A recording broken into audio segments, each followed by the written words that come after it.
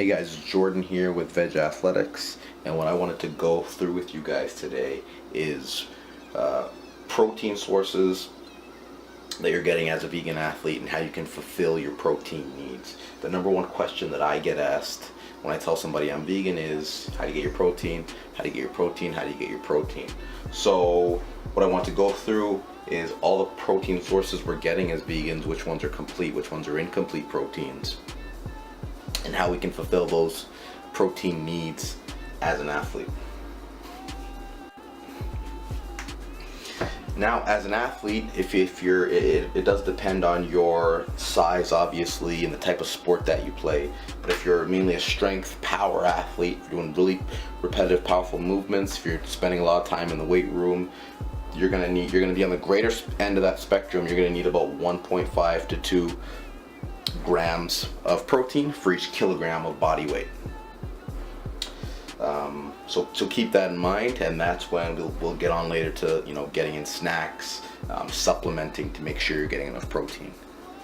So the first thing you're probably going to be having in all your, or a lot of your meals, is going to be some sort of legume. Could be black beans, could be chickpeas, could be kidney beans. Mainly it's going to be some kind of bean. I don't know if quinoa is let's say quinoa. If quinoa is under that family, but that's a source of complete protein. So these are all going to be, fairly high in protein. Me, for instance, as an athlete, I'm looking to maybe have a full can of beans in one sitting. Now, the drawback is people say, well, they're really high in carbs. A, if you're an athlete and you're training really hard, you probably need those carbs, especially after tough training sessions. B, a lot of the time, a lot of those carbs are going to be fiber. Now, fiber is a carb that the human body can't digest. We can't break it down. We just poop it out. So you'll see a high carbohydrate number. You need to subtract the amount of fiber that you see in that product. Be aware of that. So we've talked a little bit about the foods that you're eating in meals. Now let's talk about the foods that you might be snacking on. So it could be any sort of nut butter that you say have a sandwich and you slap that on, or you mix it in with oatmeal, pancakes, things of that nature, and you'll get a good amount of protein and fats from peanut butter and other nut butters. So you can get anywhere from 10 to 20 grams by adding that into a snack. Any type of nut or seed you might have in a trail mix you might be snacking on. Sunflower seeds, for instance, have a higher comparative fat content to their protein, but if you're, say, an endurance athlete and you need that higher fat content, that might be something for you. Almonds are another great option, great way to add in a lot of calories, a lot of protein, and a lot of fat. I try to reduce my consumption of almonds because almonds are a very water-intensive crop. One that I've come across that I've really loved is pumpkin seeds. Pumpkin seeds, they go down really easy, very high in protein and fat. So easy way to add some calories overall to your diet and help you fuel you in between meals. So now let's go into the supplementation of your vegan or plant-based diet. In terms of getting protein, this would be maybe the little that you add in that are going to be pure proteins, just so that you're hitting that threshold or that number that you want to hit.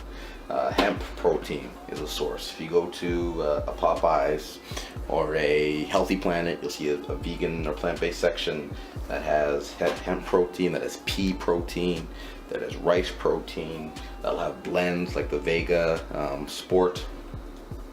I'm going to give you guys a greater product review of some of these, but the Vega Sport tub especially, this stuff is delicious, absolutely delicious. So you're going to look forward to the end of your workouts if you're taking that stuff. And then you have BCAAs as well. So branched chain amino acids are going to be just broken down proteins that your body's going to use more readily than if it came in its original form, that you have to break it down. So your body is spending more time digesting.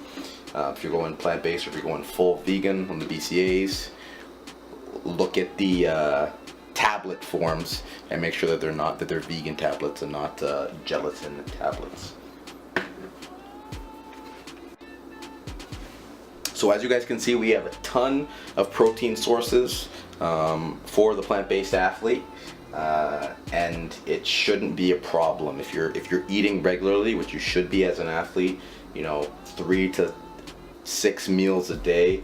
If you need more calories on top of that for bigger, stronger, more explosive athletes, you should be snacking, and if you need more on top of that, you should be supplementing. So don't think that going vegan or going plant-based is going to be able to stop you from performing at your highest level, because we're getting those proteins in, but what we're not getting along with those proteins are the animal hormones and the animal fats and cholesterol that come with consuming a lot of those animal products.